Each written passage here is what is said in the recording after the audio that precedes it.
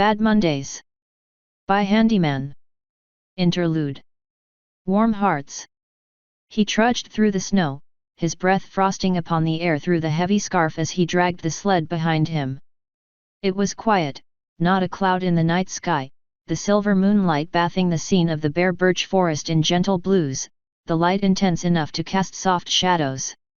Handy could easily navigate by starlight alone even without having memorized the direction to his serfs. He reached another bundle of young trees, not so thick that he would have to spend ages just getting through one for the firewood, but thick enough as to be worthwhile.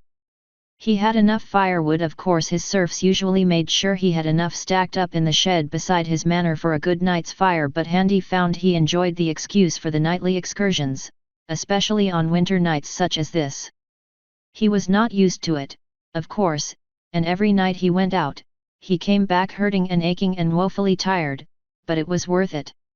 It was quiet, so blessedly quiet, so much so had it been in any other scenario, it would have been unnerving. Logically, he knew he really should feel unnerved all the same, but he never did. He found the quietude calming, the isolation of what was effectively his woods comforting. It let him think, or not to, as he wished, the task of going out and collecting winter fuel, necessary or otherwise, clearing his mind wonderfully. Some nights he'd often just forget and let go of everything entirely, focusing on the task at hand. It was comforting. Well, that was not to say that he was entirely without concern. It was only his forest up to an arbitrary border that he was sure, come spring, he and the neighboring barons would begin bickering over in order to profit from the fruits of the woodland, even if the forest did technically count as a part of the commons. Handy didn't mind. He planned to not be around come the springtime, which he was sure would cause quite the consternation amongst his peers and lordly neighbors in not being able to bring him to the table over the matter. Handy found this a most amusing and agreeable set of future circumstances, and it disturbed him not. He swung the axe, eventually knocking the first young birch down. It hit the ground with an appreciable whump, driving up the snow around him. As he wiped it off his face, rubbing the flakes in his gloved fingers and watching the rest fall silently back to earth, he slowly noticed that it wasn't stopping. He looked up.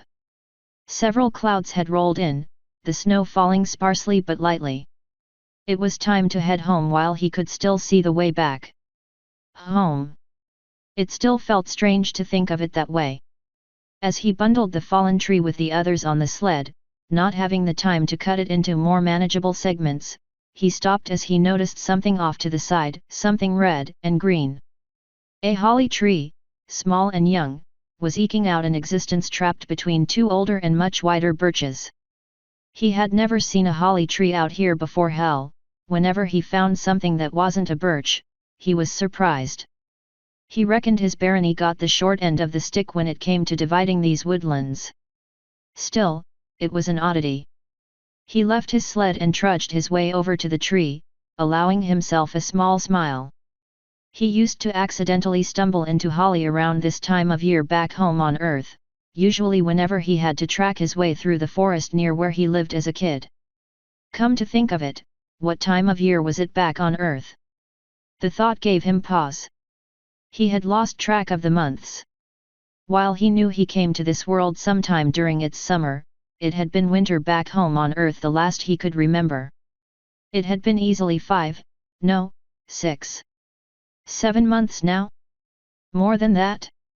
He wasn't sure, but far more months than summer and autumn had any right to have before winter put its boot down. What date was it back on Earth? Was it still 2014? How long had he been gone from Earth's perspective? Months? Years? No time at all? He had no reference for it. His landlord probably had either long rented off or he had not even noticed he had disappeared at all and his rent was still due. Or everyone he knew was dead. The more he thought of it, the sicker it made him feel, and he shook his head and began trudging back to the sled, trying to think of anything else to focus on. He paused as a thought struck him.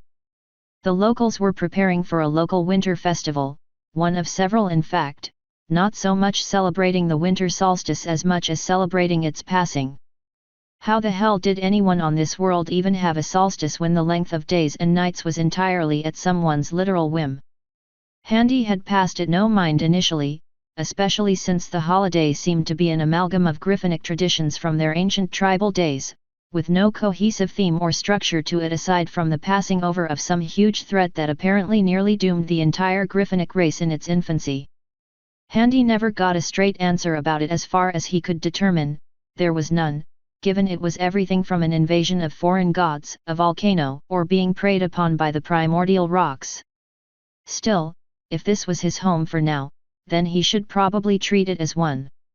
Handy went back to the tree and drew out his dagger, a short, clean blade that shone like silver in the moonlight, one of a pair he had bought to replace his old ones. He began cutting holly from the branches.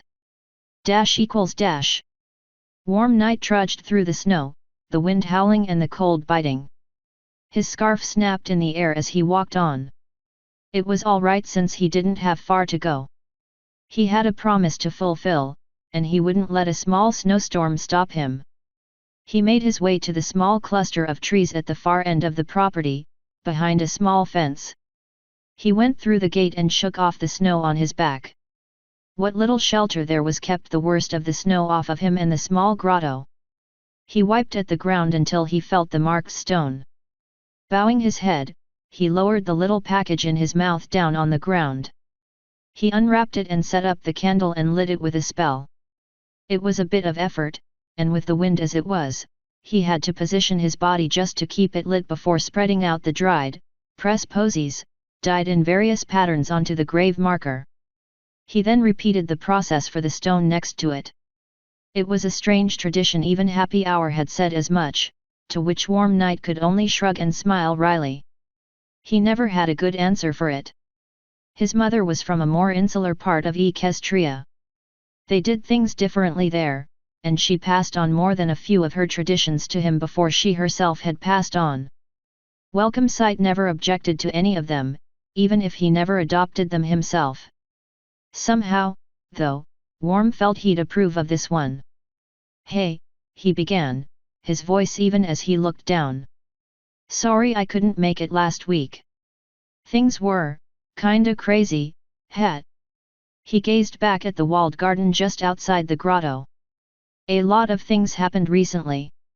We're moving the inn." He looked back down at the stone markers a bit guiltily, shuffling his forehooves as he sat down in the snow. "Look, I know you wouldn't want that, but it's not like we're just abandoning the place. We're moving in here, turning it into a home, you know? Keeping the business separate as much as we can.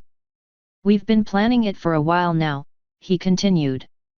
"I mean, it makes sense. We're comfortable here, but we just don't get the traffic you used to back in your day, Dad. We're moving the Shady Bow closer to the main streets. Can't really," he chewed over his words, looking around him at the windswept night, "can't really justify the place otherwise, money as tight as it is." He looked back down at the grave marker. It was nothing grand, simply a name carved in a square plinth of stone. They couldn't do the burial entirely like they did back where his mother came from, so the ashes were interred instead, urns and all. "Thank you, Dad," he said after a long while. "Thanks for not giving up on me, even when I gave up on you." "Night." Happy Hour called out, her voice as rich and warm as it always was. He could hear the smile through her tone. "You coming in?" "Coming," he called back over his shoulder. He studied both graves for another short moment before smoothing the markers and the offerings over with the snow so that they would not be blown away. "Rest well, and prepare a dream for me when it is my time to go to sleep. Mom, Dad." And with that, he left the little grotto behind and walked towards the light of his house and home, and the warmth that awaited within. == He was laughing. He was always laughing. Laughing, smiling, joking, singing, dancing, drinking, and all the joys of a life well lived. He enjoyed every minute of it, he genuinely did, but that didn't stop them from being what they were, distractions. Diversions without merit beyond immediate gratification. He stumbled into the little hovel he had managed to win in a game of poker. It wasn't too bad, cozy even, crushed between two larger townhouses, with enough room for a pantry downstairs and a ladder to the bed upstairs. He had slept in worse holes in his life and wasn't particularly averse to sleeping in a few more. He let out a long deep sigh and hid his face while reaching for his hat. He groaned, wiped it off, and threw it away. Not as if he'd have to look far for it come morning in a place this small. He unclasped his cloak and let it fall. Next up was the belt, which he deftly unclasped with practiced ease and dropped it, sword and all, and that was it. He closed the door to keep the night's snowstorm behind him right where it belonged. Strange, it had been so calm when he left the tavern, then the heavens just opened up. It wasn't scheduled either. Maybe Gethrinia's weather company was just fumbling the job. He smiled at the thought that griffins had nothing on Pegasi when it came to that, but then they didn't have the same inherent magic. Who was he to judge? He was a hornhead. He sighed as he approached the ladder and looked up. Yep, that sure was a vertical climb, not even a slant or anything. Typical griffins. He contemplated the matter a few minutes more before moving over to the pantry. Nope, empty. He'd need to get it stocked again at some point when he managed to keep a few of his coins from being drank, sung, danced, and gambled away. Most of his share of the cut and what he could salvage from Blackport was spent getting contacts and information, so he had very little left. That meant he needed a job, which meant getting work here in Gethrinia right under the Griffin's nose, and handies. He was pretty sure the human wouldn't approve if he plied his skill set for those willing to pay the coin needed for it, at least not here. Then again, Handy started out life as a mercenary as well, so he hardly had a leg to stand on, but he could easily see the stallion being thick-headed over the matter regardless. Besides, what he didn't know couldn't hurt him. He shut the pantry doors and let his head rest against it, grumbling. Well, it seemed like he'd be sleeping down here for the night, a thought that didn't sit well with him as he rubbed at his overgrown beard, which had long since grown past the point which he preferred to keep it. Looking up at that ladder one last time, he just couldn't bring himself to begin that strenuous journey. He slumped against the wall, trying to lie in a way that wouldn't leave him with a horrendous creak in his neck when he woke up. He'd be unsuccessful, of course, but when you were so drunk that you basically went full circle back to completely sober, you tended to ignore little things like past experiences. He lay there, snuffing the light of the lantern hanging from the ceiling with his magic. The street lights outside still illuminated the snow as it fell in the streets, and he watched it from the darkness of his little hole in the wall. Another winter, another hearth swarming away from home. And still yet another hearth swarming alone, without his family and caravan. He snorted and lifted the cloak from where it lay on the floor and draped it over himself for additional warmth and turned from the window. He huffed out a breath as he made to slip off into a blissful, drunken slumber. Knock knock. Right after he knocked the beak off of whatever bird thought his door would be a good one to pick tonight for a rumble. Jacques snorted in irritation, lighting his horn to find his rapier and drawing it from the belt loop. He hovered the hat over his glowing horn and leveled the rapier at the door before levitating it just behind his head and low enough to his body that a taller opponent wouldn't immediately spot the length of steel ready to perforate some would-be burglar trying the tired, and rookie, tactic of drawing a guy to the door and then trying to bull rush him. "Chui stce?" he asked, not expecting an answer to the foreign words.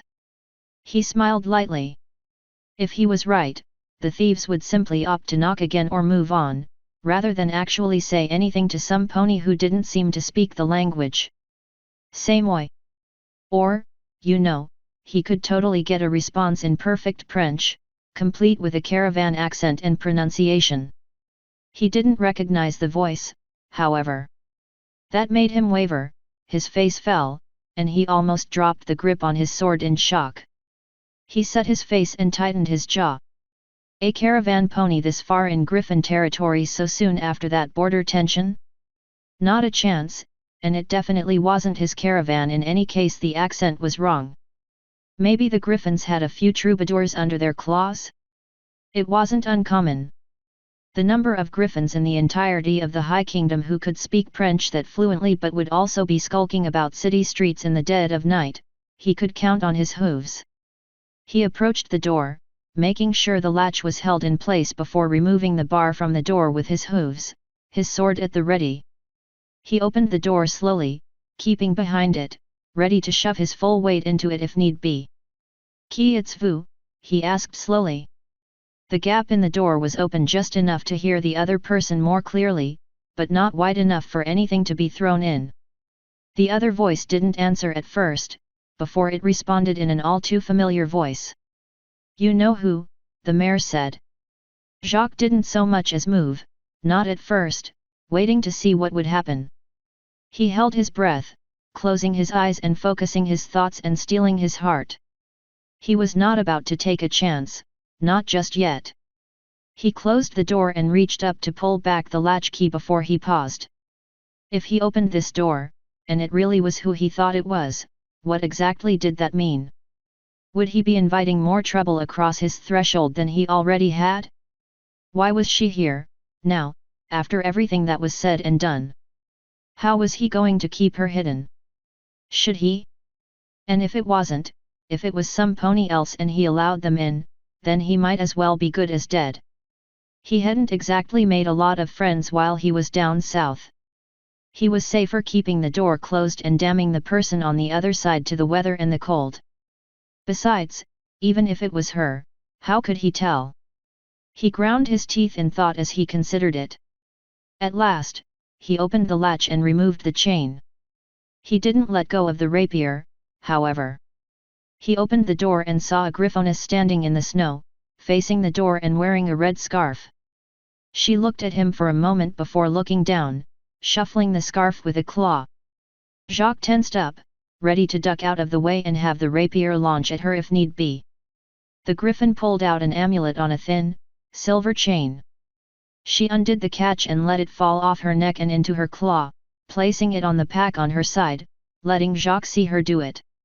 She looked up at him at last, clearing her throat and closing her eyes. The eyelids glowed a dark green, and then opened with a flash of emerald flame, as quick as a pinch of gunpowder. Chartreuse eyes stared back at him. "Can I come in?" --. She steadied her breathing. The noxious mix of the various fumes and candles made it legitimately hard to breathe, the air all but toxic to an average pony like her, thestral or not. Well, it was not as if she had an unfair advantage. After all, Luna had still been an ordinary mare when she had begun her journey into the mystic arts. She had long since earned her mantle as Dream Walker before she obtained her alicornhood. Stellar, on the other hand, was fairly convinced that something else had to be in play there. There was simply no way an ordinary pony could go through this and stay healthy. She continued to breathe shallowly, knowing she shouldn't, that it was neither the healthy thing to do nor the correct thing for this exercise. However, she was nearing the end of her rope. Not for the first time had this training resulted in her being reduced to a sickbed, being fed a strange elixir by the princess herself to recuperate. Not once had Luna admonished her for her continued failures, and Stellar dared not raise a word of complaint, opting instead to try probing questions into the nature of what was being undertaken and why. Luna did not give her anything more than what she was told at the beginning. She was to set out the ritual area as instructed, draw the runes and cuneiforms, the glyphs and the pictograms. Then she was to perform the necessary exercises before clearing her mind and emptying her thoughts until there was nothing but what was before her. More than once, Stellar had felt her vision fade, the already pitch-black room darkening and her thestral night sight failing her. Other times, she thought she saw herself, moving around the exterior of the ritual floor in her movements and dances, like seeing a sheet of silk flowing and cavorting in water as the waves churned it to and fro. She shook her head before she fell again. Sighing and blowing out the candles, she rubbed her forehead until she felt she could breathe easily again, ebbing her migraine away. The air became breathable again, the pressure on her body disappearing, and she opened her eyes. The moonlight spilled into the room from a gap in the heavy drapes. She stood up slowly, her movements stiff and her joints aching, as if she had sat locked in her position for days rather than hours. She glanced down at the candles, all of them simple things of wax she made herself. That was important, or so Princess Luna had told her, though she couldn't figure out why, nor could she understand what was happening to make her feel so out of sorts when she did these rituals. She walked over to the window, needing to clear her head and stretch her wings before trying it again. She pushed aside the heavy drapes with a hoof before opening the glass doors and... Ack! The shock of nearly walking straight into the back of her princess, who she had not been expecting to be sitting there, was enough to get her to backpedal a few steps. "It's all right," Luna said, her voice gentle and calm. There was no firmness, nor the cold expectation Stellar had come to anticipate each time the princess addressed her as her Nihensha. "Come, sit beside me." Stellar hesitated. The princess was alone on the balcony, sitting down and gazing upon a snow-covered Canterlet, her hair billowing in the light wind, more glorious than the empty night sky above. She never did this, she only ever came into the ritual rooms to instruct her. What did she want now? Stellar sat down beside her legality, resisting the urge to fidget, glancing up at her. Luna's expression was stoic, and they sat for a long time before she spoke. "Another difficult night?" Luna asked. "Why?" "Yes, Your Highness," Stellar replied dutifully. "I understand. Perhaps you should take a break." "Princess." Stellar's ears perked. "It's hearth-warming and the night is still young. Perhaps you are better off taking the time to compartmentalize what you have already learned before trying again. Go into town, spend some time with your comrades, that sort of thing." Stellar, once she got over the initial surprise of Luna taking a more gentle approach to their conversation, looked down. I don't think that would be a good idea." Luna glanced out of the side of her eyes at the thestral, humming in thought. "Yes, I suppose now would not be a good time for that. Do you, at least talk to them any more since you've become my Nihensha?" The smaller mare was silent. "I see." The pair sat in silence for a moment longer before Luna spread her wings and leapt daintily onto the balustrade and looked down at Stellar. "The hollow is nice this time of year. If you fly now, you may be able to reach it before morning comes, and spend hearths warming with your family." "But, Princess, I don't." "I do not recall giving you a choice," Luna said, her voice level and her face stern, softening momentarily as she gave the soldier a smile. "Rest, young Eclipse. Your duties will find you when you return. Do not waste your fire by burning out the wick." And with that, the princess left her, pushing off from the balustrade and dropping, allowing herself to fall before taking control and swooping around the nearby towers and disappearing from sight, leaving the thestral alone where she sat. Stellar let out a weary sigh and rubbed her eyes. They were puffy from lack of sleep, her mane was a mess, her coat had long since lost its luster, and she had not left the castle in the past 6 weeks unless duty demanded otherwise.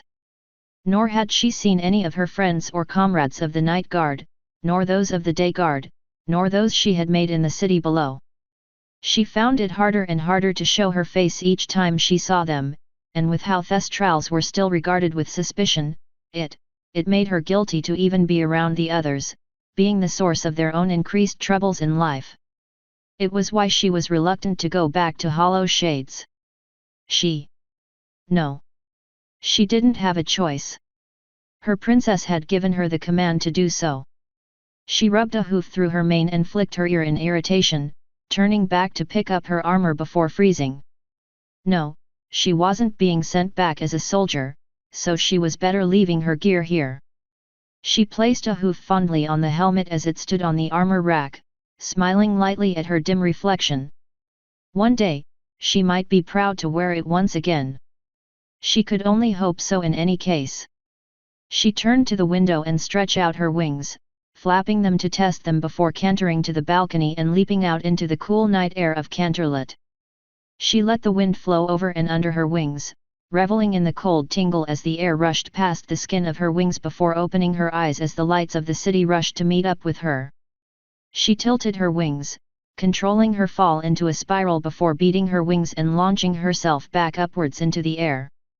She circled once, lazily over the city below, which looked resplendent in the festive colors of hearths warming below as they spilled onto the white snow of the rooftops. It reminded her of her days as a foal, looking up at the ceiling as the small colored lanterns they hung on the hearth's warming tree lit up the pine needles and cast odd, conflicting shadows on the ceiling above as she lay below it. She smiled at the memory, beat her wings several times, and made her way towards hollow shades and for a home she rarely came back to. Little Arcane Mist had been accepted into Celestia's school for gifted unicorns, or so she had heard last. It'd be good to see her nephew again. == And they've finished brewing the potion? Handy asked. Yes, Master, Crimson replied. Clipwing had the week off, and Handy hadn't deigned to keep a hold of his manager while he could be back home with his family for the time. They have made a successful batch. How do you know it is fireproof? I tested it myself, she replied casually, not looking up at him and seeming bored. On yourself. No. Handy felt brief pity for his alchemists. And the other potions, he asked. They will require more testing and refinement. Are you sure about this, Master? She asked. As sure as I can be. My power relies on blood, Crimson. I cannot rely on temporary boosts while dealing with the dragons if things go wrong. They both remained quiet as they watched Handy's serfs set up their festival games.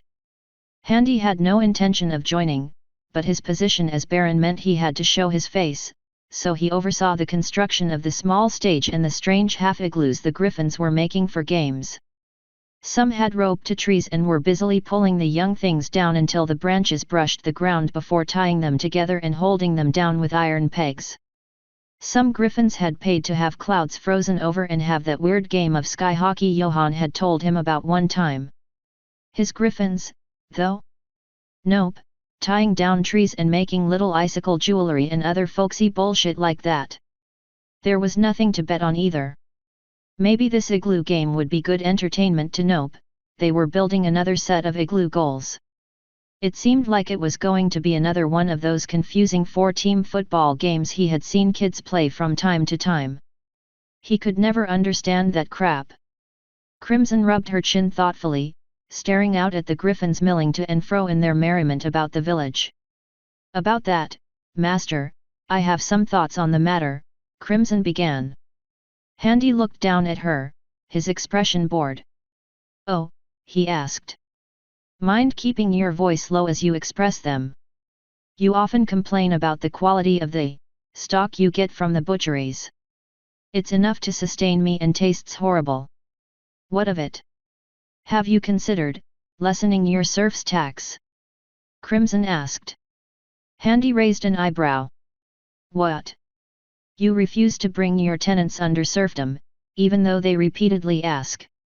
You were dismayed to know that if a time of war came, your serfs would have to take up arms under obligation to you.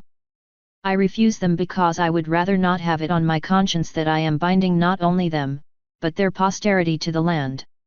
Where are you going with this, Crimson? Handy asked with apprehension. I am saying you can be 10 times the warrior any of your griffins could become altogether, so long as you are fed with a worthwhile food source, Crimson said as dispassionately as if she were discussing the weather. Why do you not make it so these griffins would not have to bear arms in times of war, nor pay as heavy a tax, so long as each provides you with just a little bit of their blood? Handy was actually stunned at the words, and his features hardened. You do not know what you are asking of me, he finally replied. I will not contemplate it. But why not? Crimson pressed on.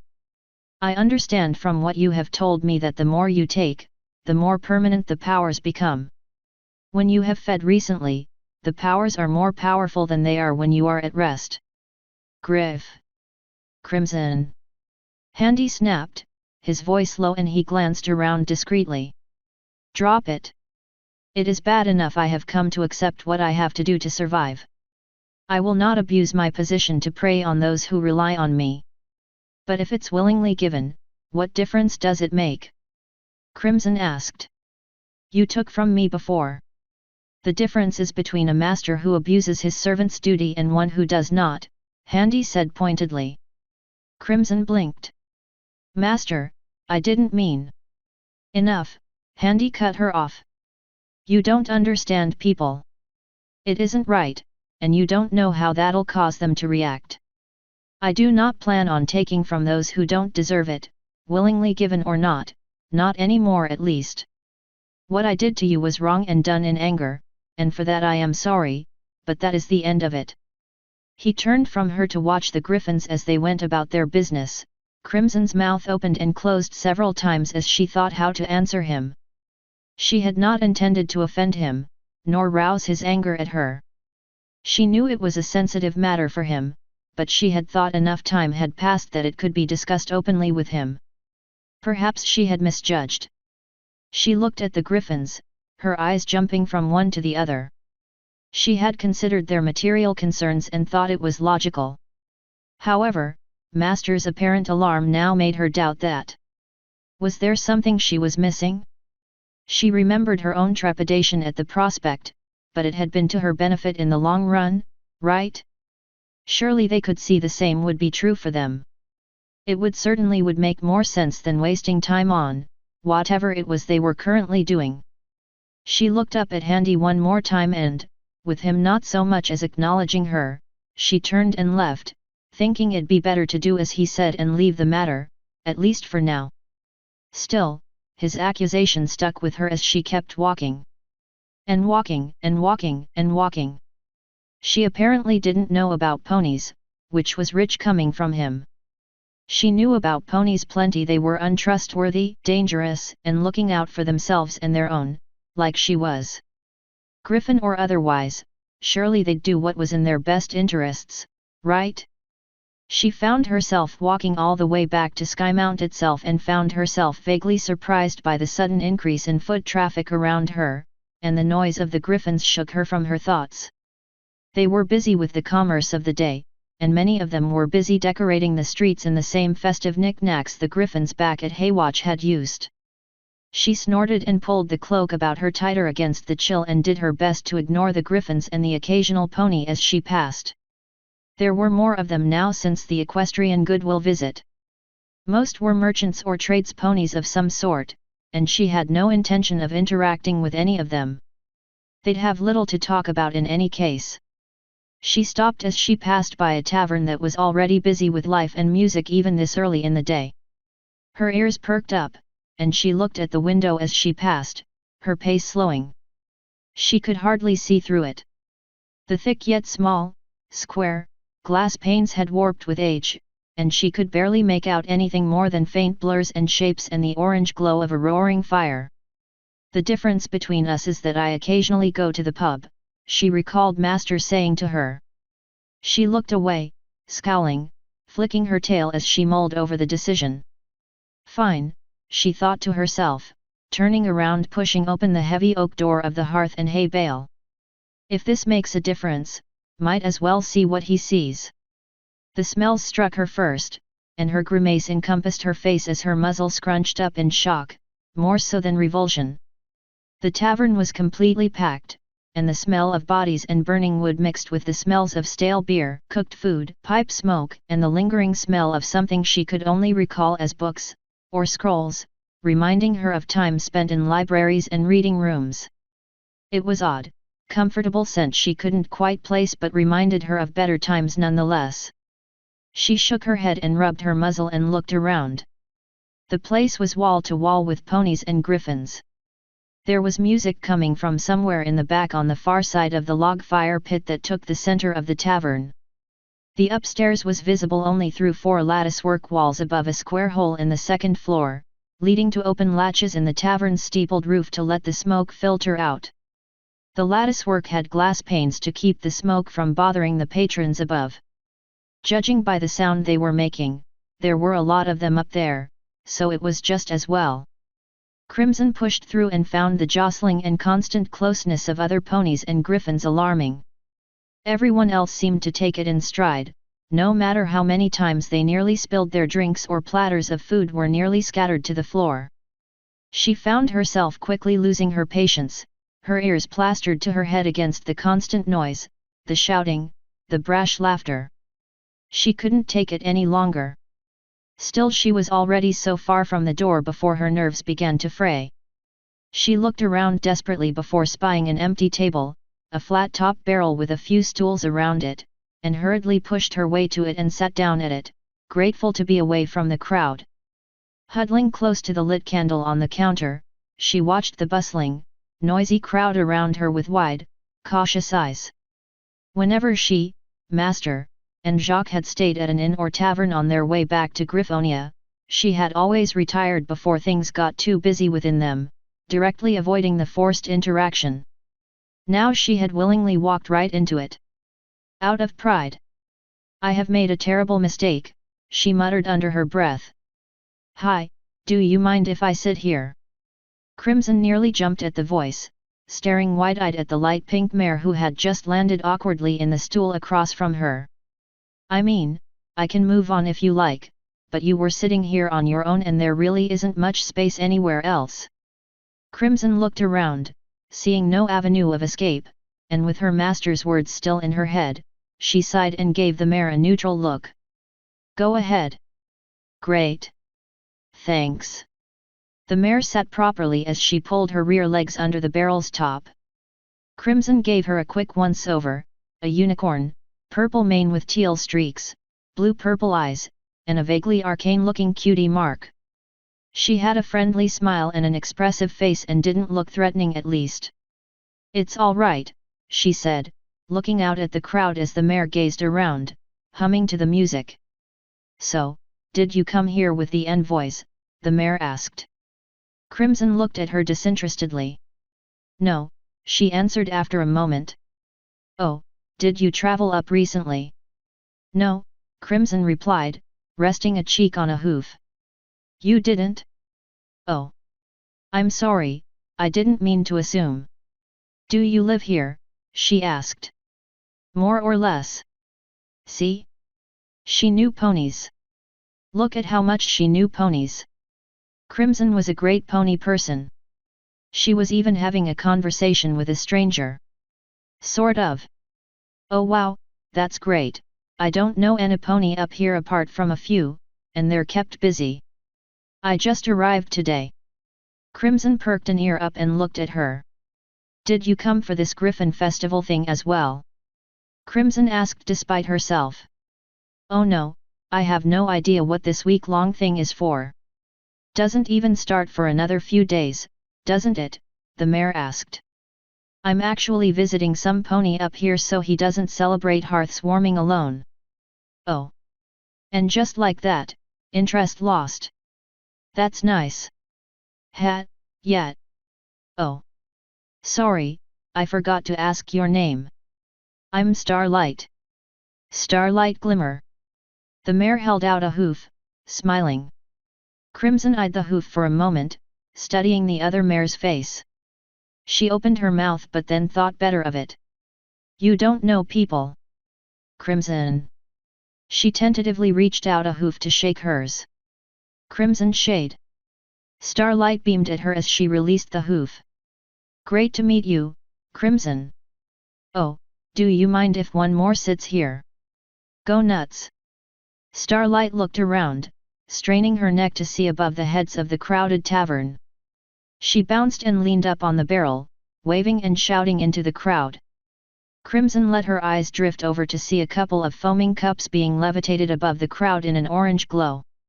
An orange stallion with a white spot right on the slope of his muzzle pushed through the crowd with a plethora of "excuse me's" and "pardon me's." He managed to squeeze through the crowd with some degree of effort before nearly toppling over the barrel they were seated at. "Oof. Sorry." He fixed his spectacles with a hoof. "Found you. This place is a madhouse. I almost got bowled over when a griffin fell out of his seat." "Well, you didn't spill anything, and that all that matters," Starlight said, her face turning haughty as she upturned her nose at him. The stallion frowned. What?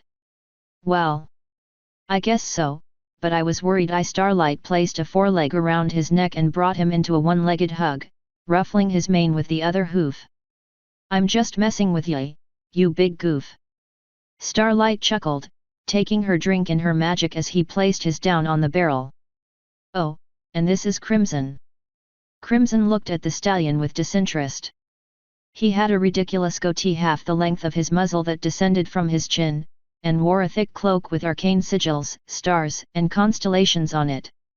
His entire demeanor screamed wizard, and Crimson had to withhold a sneer at the sight. Oh, I'm Sunburst. He smiled and held out a hoof in greeting. Again, as before, Crimson shook it reluctantly. She was not fond of wizards, despite her own speciality. She liked to think of it as the professional rivalry between schools of thought, and not that she was actually terrible at magic unrelated to old magic.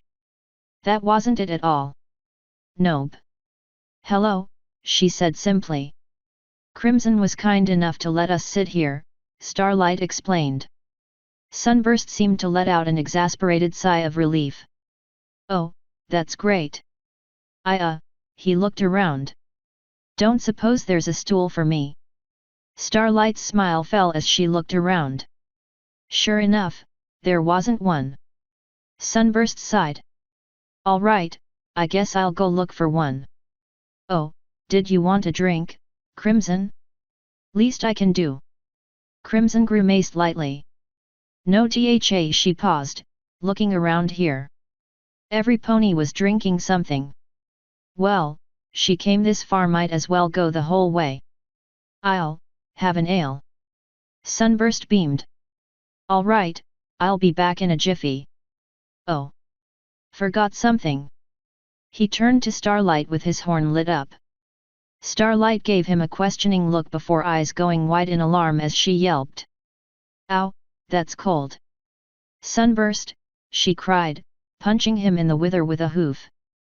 The stallion chuckled as he revealed the small necklace of ice he had brushed up against the back of her neck.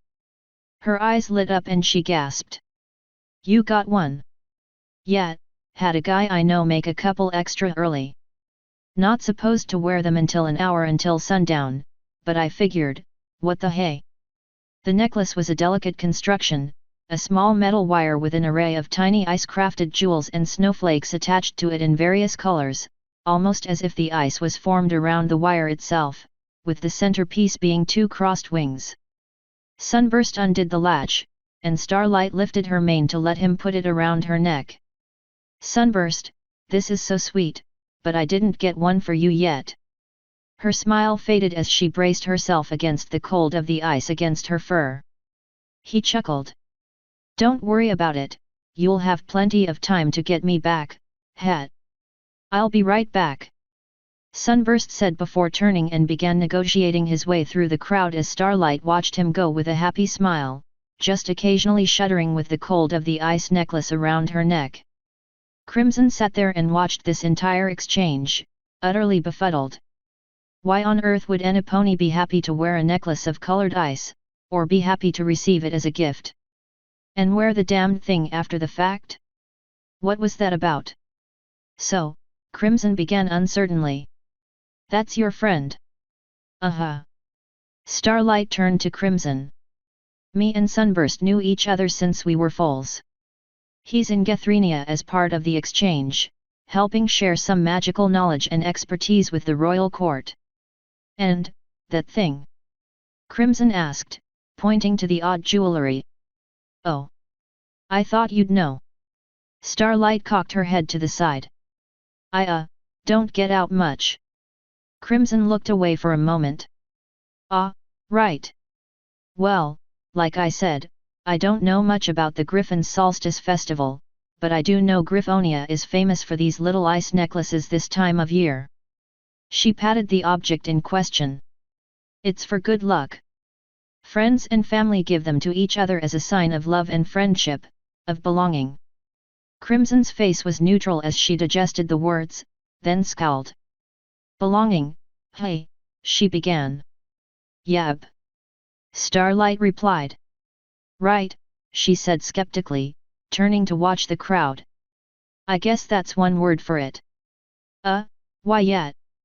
Starlight rubbed her foreleg with the other, suddenly feeling awkward with Crimson's tone. So, what do you do?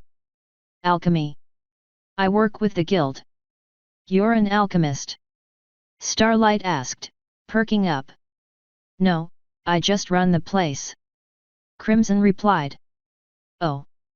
Well, that sounds nice. The pair sat in awkward silence for a moment. Awkward for Starlight, at least Crimson had already turned off from the conversation. Starlight looked around for something to talk about while waiting for Sunburst to come back. So, you from Gethrenia originally? Crimson gave her a suspicious glance. Why? She asked coldly. It's just, well, you don't sound like a Gethrenian, Starlight explained, a sheepish grin on her face. Crimson narrowed her eyes, scrutinizing her for a moment before replying again, more easily. I'm from here and there don't really have an accent. So no, I'm not from around here. Oh, right, Starlight said, backing off of the topic. Sorry, I didn't mean to pry. I guess it's all right. Again, there was quiet between them as the music and hustle and bustle of the tavern surrounded them. Crimson sighed after some time. You. Hey. Where are you from? Equestria. Oh. Yeah, me and Sunburst both come from this little town in the heart of Equestria. He doesn't sound equestrian. Well, he's been living in the Crystal Empire for the last 6 years. Starlight looked up as she pulled her drink closer to her. He worked in the palace. Really? Crimson cocked her eyebrow in interest. Yeah, he was the royal family's crystaller. What is that? Like a court wizard? Sort of. Starlight smiled, as if Crimson had just said a private joke. It's a bit more complicated than that. And he's no longer that. Crimson probed. Oh, well, it was only a temporary office. Probably won't be another crystaller for another lifetime at the least, I guess. She waved a hoof to dispel the topic. Anyway, he was asked by the princess to join her envoy, and he jumped at it, so he'll be stuck here for at least a year. I'd rather not have him spend hearths warming alone so far from home. How nice, Crimson muttered blandly. She scrutinized the other mare for another moment, long enough that Starlight began to feel uncomfortable. She once more looked at the crowded tavern. Every last one of them was smiling, laughing, joking about one thing or another. They were likely having conversations as inane and as pointless as this one, all to no end other than, to have them? Crimson sighed. This was a bad idea. She got up and steeled herself for pushing her way back towards the street. Wait. Where you going? Starlight asked while Crimson was still inches from her vacated stool, failing to get through the throng. Home. I don't do well with crowds, Crimson said without looking back. Hey. Starlight placed a hoof on Crimson's withers. Crimson's head snapped around and gave her a glare, and she lifted her hoof immediately. Look, I didn't mean to offend you. I'm sorry if we got off on the wrong hoof somehow. Crimson's glare lessened and she snorted. It's fine, she said, still not moving. It's not you. Well, do you want to talk about it? I mean, I'd rather not drive you away, and Sunburst is getting a drink for you as well. Starlight looked back at the seat. Care to start again? Crimson gave it some consideration, looking between the stool and back at the throng and yet more griffins coming through the front door, some eliciting a shout of welcome that briefly drowned out the music.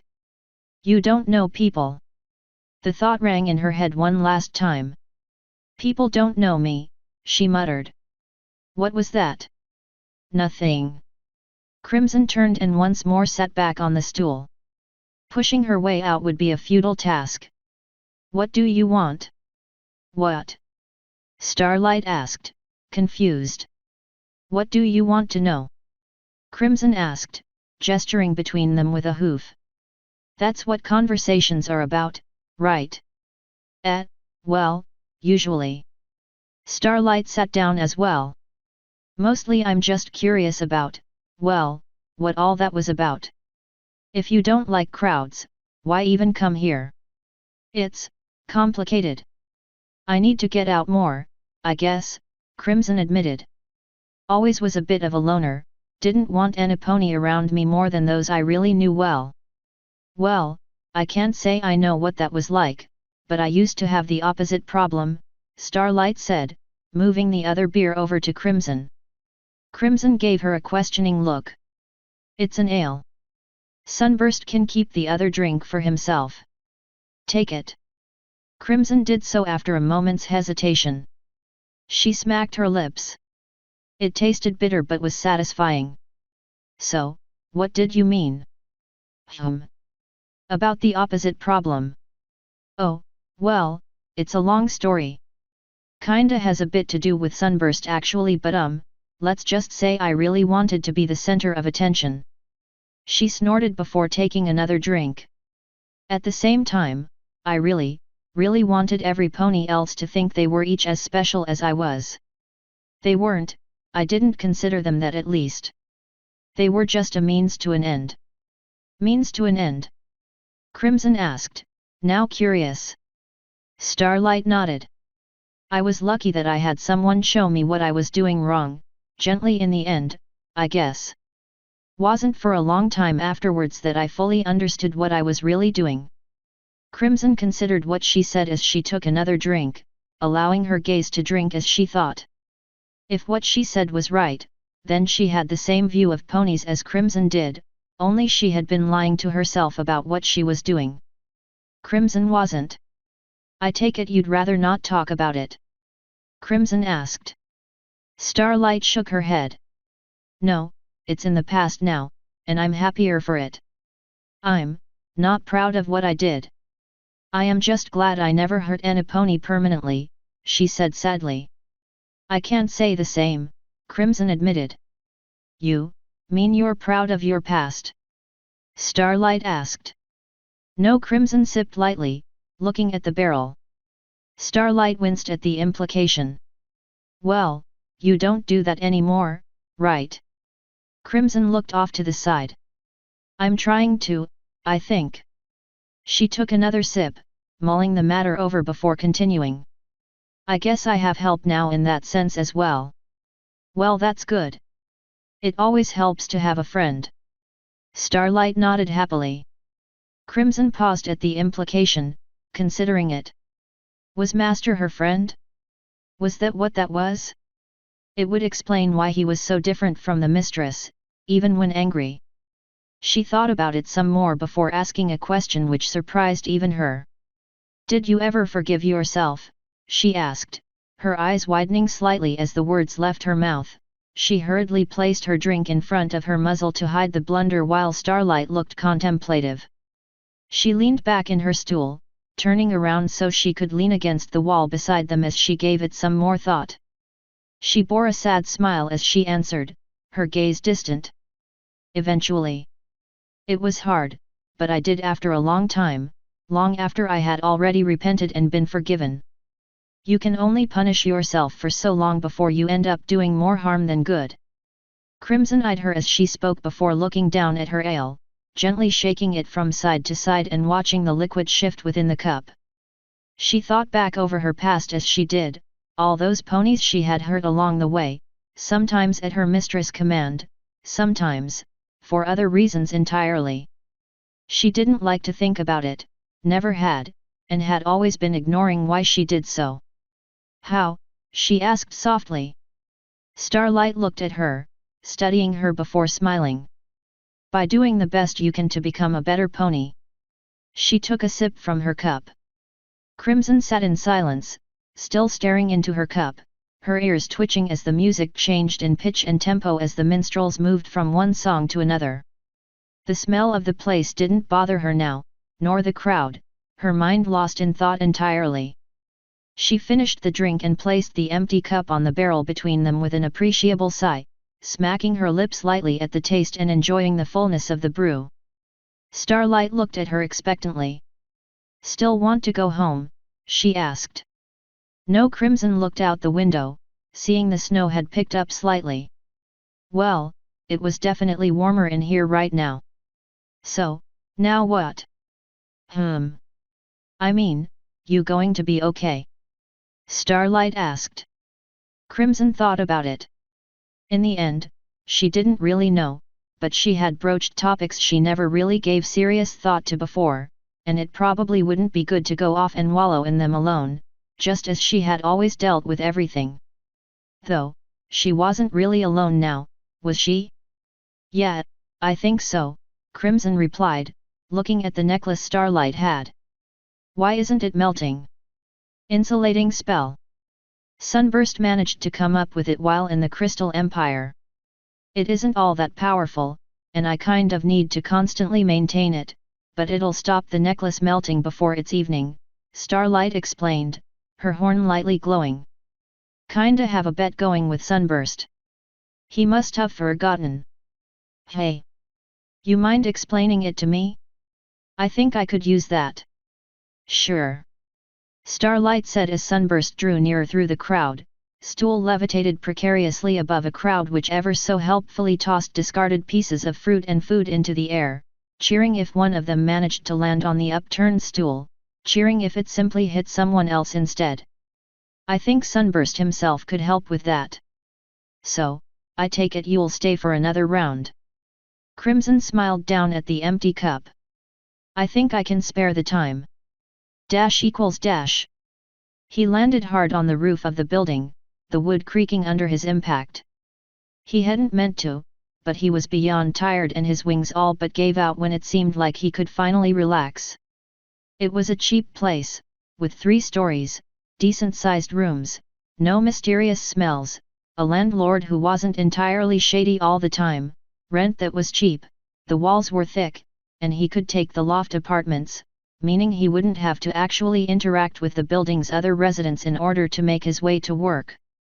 Well, except the 1 or 2 other Pegasi who opted to go for the roof access rather than the street in the morning. Or evening. Or whenever his shift calendar decided to ruin his week. His armored hooves clacked against the wooden roof as he stretched his wings out, twisting them this way and that to get out the kinks and aches, eventually stretching them fully outward and straight up until he felt his primaries interlock and his back crack satisfyingly. He waited until he was actually inside the ceiling door and the short stairs downward into the loft before letting out a long, exhausted yawn. He untied the armored shoes with his mouth, pulling loose the leather bindings and all but kicked them off, hitting the far wall when he got down to the last stair. The rest of his armor came off in similar manner, loosening his helmet, shaking it off, letting it slip off his head. Detaching the petrol, he let it hit the floor as the rest of the barding fell away with it. He shook off the armored hauberk and allowed everything to fall where they damn well may. Ordinarily he was the height of soldierly proprietary, both on duty and off, grim, stoic, proper, and foreboding. But it was hearths warming and he had a sergeant's leave privileges. Everything could go to Tartarus for once for all he cared. It had been a busy day. There was a parade, a ball, Celestia knew how many private parties, and the population of Canterlot had effectively doubled as family, friends, merchants, and revelers arrived in the capital to celebrate the holiday. Cloud had been awake and on duty for effectively 36 straight hours, managing the barely organized chaos that was Canterlot. Now? It was just him, his bed, and hours of glorious SLE. Well. Somebody's in a bad mood. Cloud Skipper rounded immediately, adopting a wide stance and wings spread wide, ready to attack the source of the voice. He found a smugly confident and annoyingly familiar Thestral giving him a knowing look as she leaned against the windowsill. She had opened the windows outward, must have done that sometime just after he had landed on the roof, knowing he'd do a cursory circle of the building before settling down. The wind was light and just gently tugging at the indigo kaftan she was wearing. He lowered his wings back to his side but narrowed his eyes at her. "What?" she said defensively, hoof on heart. "I let myself in." Don't tell me you forgot you gave me a key. Cloud grunted, and Midnight smiled. Yeah, you're right. I don't need a key to get in here. Cloud breathed in through his nose, a hoof to his head as he walked off to the kitchen. You know, it's my last day before I'm back on shift. Not all of us can get a week's worth of off time just before New Year's. I mean, sure, I had a week off leading up to hearth's warming, but who's counting? Cloud let her talk. He usually did, only occasionally responding. Right now he was too tired to do so. He did the only thing he felt like doing, and headed straight for his wine. Midnight had already gotten at it, judging by the empty wine glass by the windowsill. He lifted the opened bottle and held it under one wing, another glass under his other, before moving back to the window. Saw you out there today, figured you were busy enough, so I left you be, she said as he came back, nudging her wine glass towards him as he sat next to her. Cloud said tiredly. He poured the glasses as Midnight blathered on. She was always talkative at times like this. Oh, you're a great conversationalist, and a pony ever tell you that? She asked, chuckling. Yep. Cloud took a drink from his wine, only to find a thestral wing blocking the glass from his lips. He gave her an annoyed look. Hey, she said softly. Save it for the fireworks, yet. Cloud simply exhaled, but lowered the glass and looked out over the city with her. Couldn't see much of it, for they were hardly in the highest building in the city, nor was it well placed. Still, they could see part of the palace, and they could see the sky. That was enough as far as he was concerned. The pair sat in contented silence for a moment before, inevitably, Midnight broke the quiet again. Remember when we were little? We'd always wait excitedly for the fireworks, she asked. Yeah. I always loved the colors, still do. I remember you and the guys always went hunting for trouble, to see if you could find the fireworks and set them off early. Cloud simply nodded. She continued to prattle on and he stopped listening.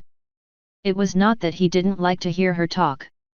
He just was in no mood for it, and he couldn't bring himself to care. He just wanted what he wanted and was tired of giving for one day. He thought about asking her to quiet down for once before the show started and put a stop to such thoughts.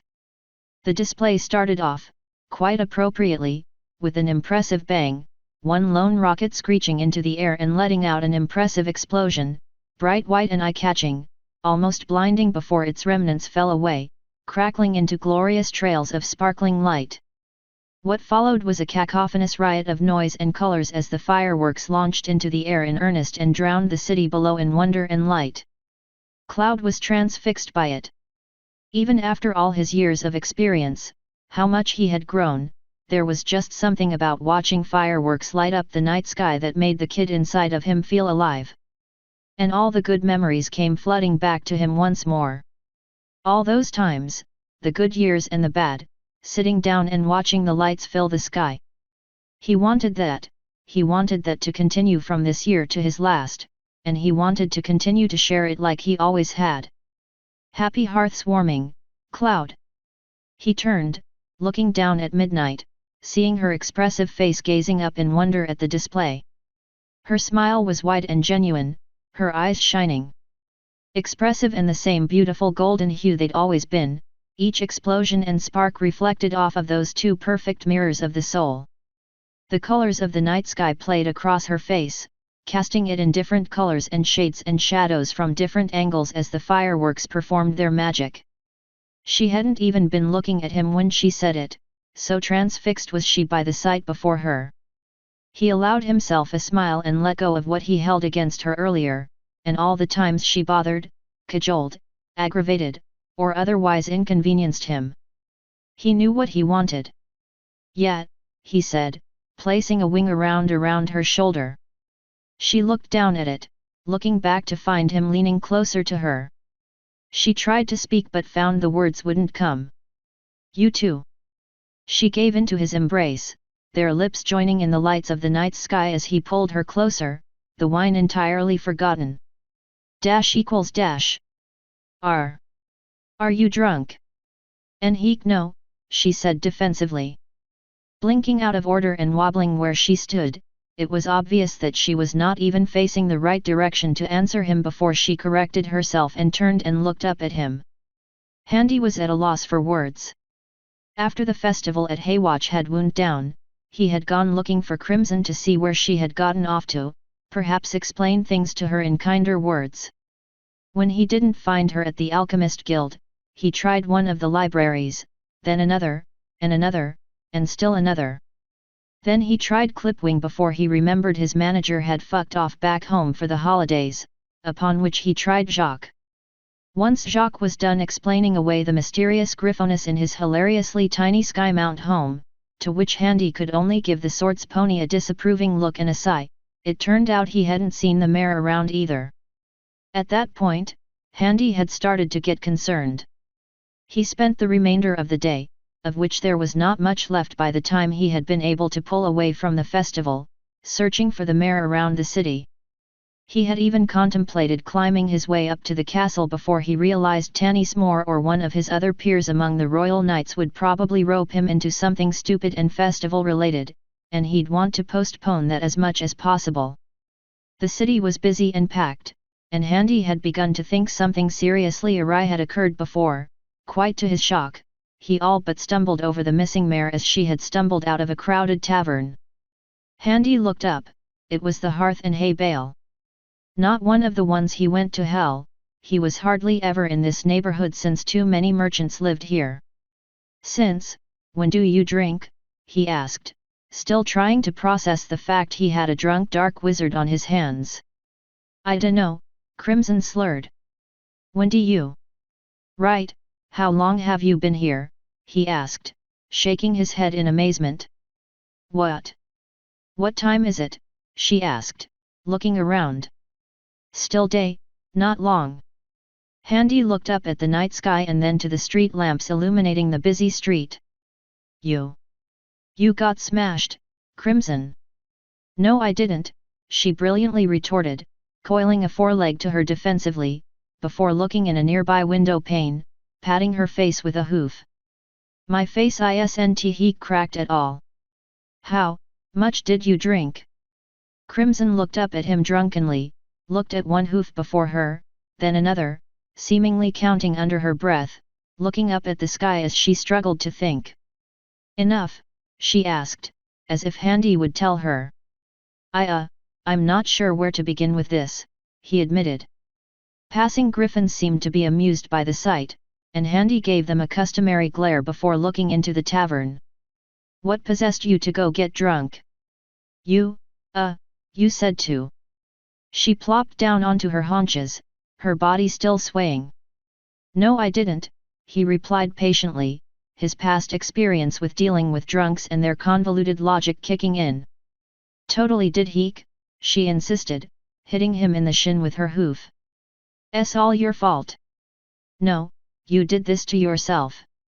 "You said I should go to the pub," she accused. "I didn't. Getting you drunk would be a horrible idea." "You might as well." She folded her front hooves and pouted. "Look, let's just get you home." "Come on, I'll walk you back to the guild hall," he offered.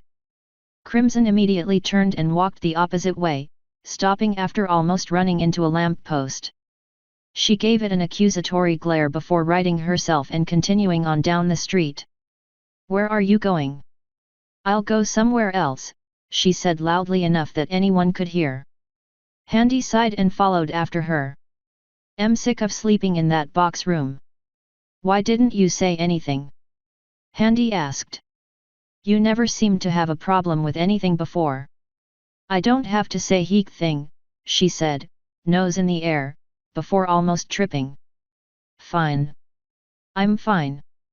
"You're not fine, you can barely stand." "I can walk my way home," she insisted.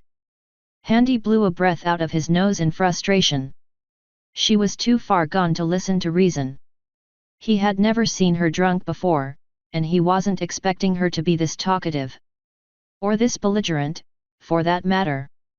"So, you want to tell me what's wrong?" "Nothing's wrong. I'm great." Made friends and everything. They turned towards a bridge over the river. Handy's eyebrows rose. Really now? Yet. And we talked about magic and stuff. And drank and sang a heek and stuff. Well, can't say I would complain about that. Handy scratched his head. So then, why are you so upset? I dunno, she exclaimed as they meandered their way through the city. Handy opted not to press and instead tried to corral Crimson into heading back to the Guildhall and her bed, or at least to one of the inns he owned. Every time she realized what was happening, she'd rebuke him with slurred semi-English before turning in yet another direction. Eventually, she just ended up tying the cloak about her and walking out of town. Now where are you going? Handy demanded. Wherever I want, she muttered, this time more tiredly. Right, I've had enough of this, Handy said as they made good progress from the town. He stood in front of the drunken unicorn forcing her to stop. I don't know where this is coming from, but for your own sake, you need to go home. I am home, she replied, kicking at the snow below. Just need ta think. Come on, what's wrong? I have never seen you like this. You don't know me, she said suddenly, startling Handy, no pony does. I can be whatever I want, and then she fell. Handy knelt and pulled her back up to her hooves. The pony was drowsy and miserable looking with half-melted snow on the side of her face, far from the dopey smile he had seen on her just as she left the tavern. He wiped it off and gave her a level look. Look, you don't want to talk. I can appreciate that, but you're barely standing right now. Come on. He stopped her counter-argument. I don't care, now come on. I'm tired. Evidently. Handy stood back up, and something dropped from his cloak to the ground. Crimson looked down. Was it? She said, looking at the clump of ice. Handy followed her gaze. Oh, that. Something the Griffins gave me just as the fair was ending. Supposed to wear it for some reason or another. He picked up the necklace of ice, the little carved pieces tinkling like crystal. He snorted in amusement. I let them put it on me without me knowing it was ice, bit of a shock. I promptly kept it on a little mound of snow to not be disrespectful, but like hell was I wearing that for an hour. Crimson seemed to be looking at the thing oddly. Handy blinked down at it. What? Do you want it? He asked. Crimson blinked. Hey, she managed. I asked if you wanted it. Crimson looked at him like a deer in headlights. Yes.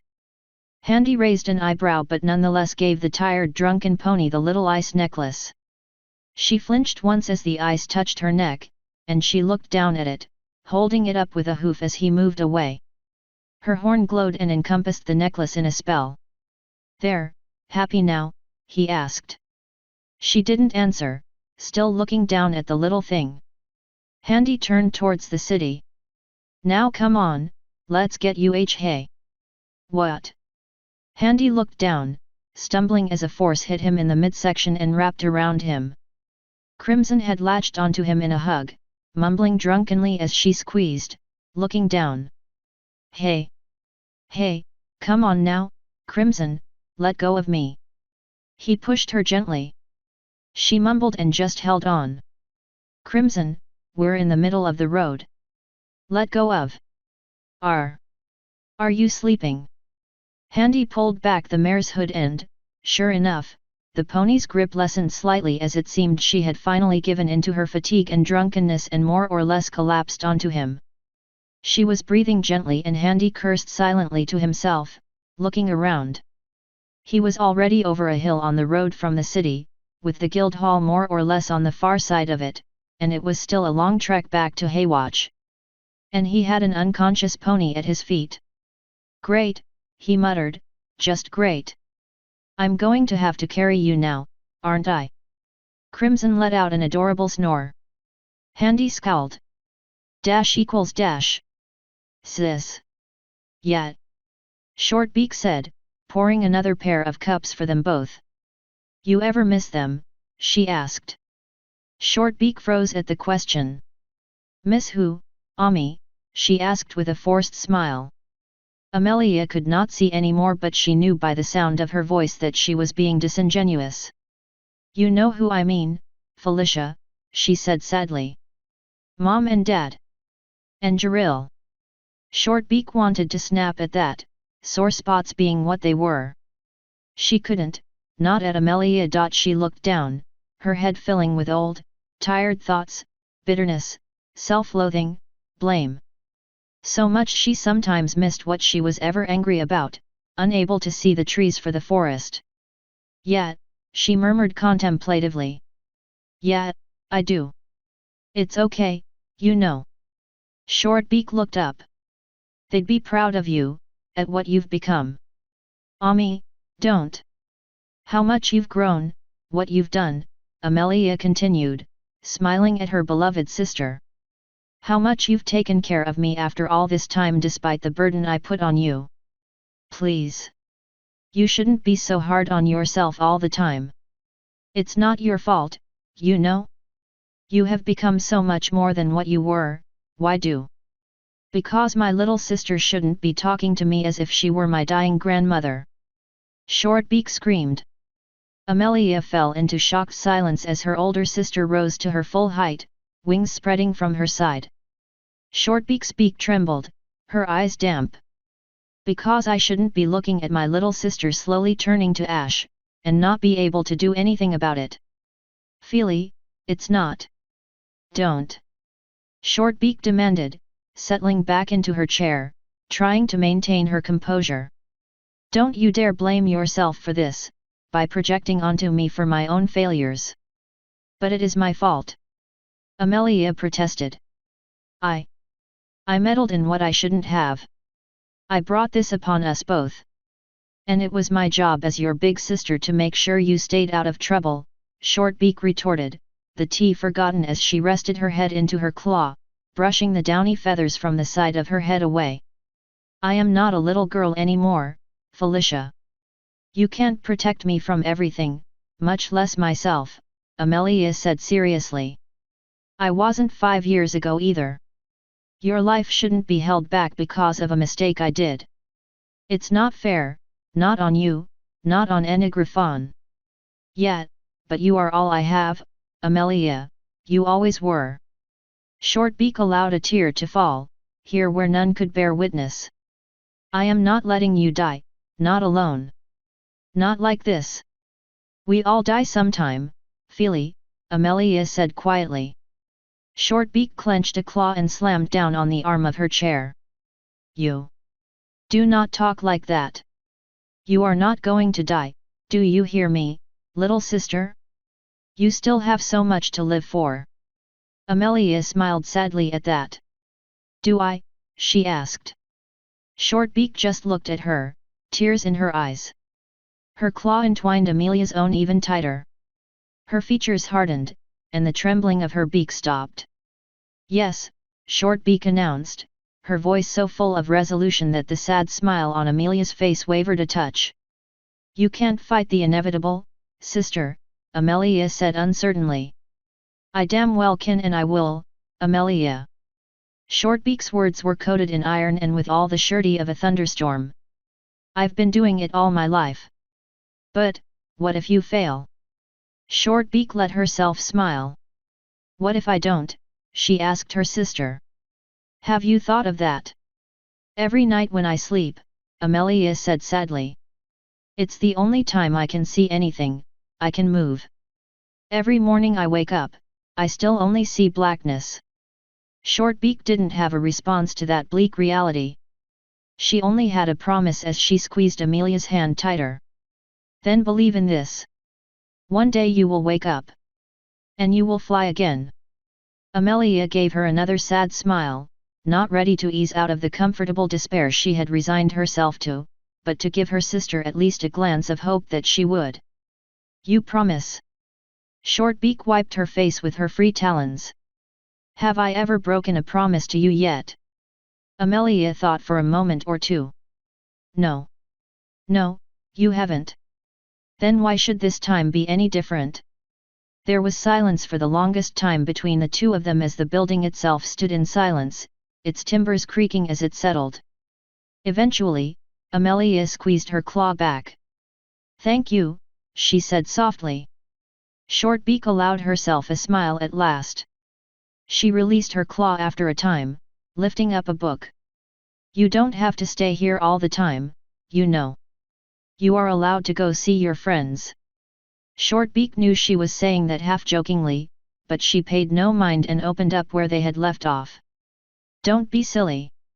This time of year, there's Nagrafon I would rather spend my time with than with my family. Now, should we go by where we left off?" "I'd like that," Amelia said as the two settled in for the night. Mimai, the older griffin who cared for Amelia, smiled from the other side of the door, listening to the sisters as they finished their talk, walking on towards her room to rest for the night. == Handy sighed as he settled into the comfortable armchair in the living room. The fire had not been lit yet, and Handy was in no mood to go through the stress of lighting it from afar as had become his norm. He looked outside at the gently falling snow beyond his window pane and the birch forest far away. He contemplated going out to clear his head, but thought better of it. He was already tired from lugging a fully grown pony all the way back to his manor. Preferring that instead to the questions raised if he was seen lugging an unconscious Crimson through the city. He had left her in his bedroom upstairs, given it was the only one with an actual bed, and then retreated back downstairs, mindful of the clumps of holly he had placed on the stair banisters and corners of the walls, and on the hall tables, the tops of door frames, and anywhere else he could stick them. He even had a small log he covered in frost in one of the windows of the front rooms, to keep it relatively cool. He placed holly on it and a little candle to make an extremely shitty Yule log. He never even knew what Yule logs were for, but everyone had them, so he figured that was one thing you should have. He never lit it. Honestly, he had no idea what he was doing, working on dim memories from his childhood. He had never really decorated his place back on Earth, not since he left home, so he was working off of base intuition. He didn't even know why he was doing it. Nothing he was doing even meant anything to anyone here, and it was not as if he ever had guests over who could ask about it. It just felt right that a home, if this was to be his home, should be dressed and cared for, whatever the occasion. He had even been working on a Christmas wreath and getting halfway through before realizing he had no idea how he was going to ensure the damn thing stuck together, much less hang it on his door. He left that half finished on the table before him the other night and here it still lay. He pulled a bottle of wine from the box of cheap stuff his workers left him with as a gift after they finished rebuilding his manor house. Apparently someone had gotten it as it fell off the back of a cart. Handy had turned a blind eye to it, more amused than anything. Plus, it was red wine, for which he was grateful. Never could trust a man who drank white wine by choice. He learned that at his father's knee when they had ran a pub back on Earth. The thought amused him as he followed Mimai's advice and took her medicine. He rubbed the balm over his ruined left arm, exposing it to the cold air of the room, and chewing the other things she gave him to help him ease his way into a night's slumber. He poured himself a glass and drank calmly as he settled into sleep for the night, throwing the heavy blanket back over himself. He downed it and allowed his mind to wander, looking over the dark room around him, somber and blue in the winter's moon pouring through the one window beside him which had not had its drapes fully drawn.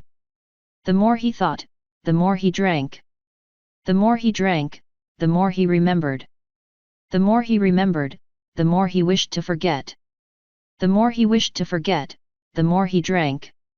And so it went through the night until the warmth within him and that of the blanket lulled him off to sleep, letting the glass fall to the floor and rolling away, the cold blue of the winter room giving away to the warm embrace of oblivion.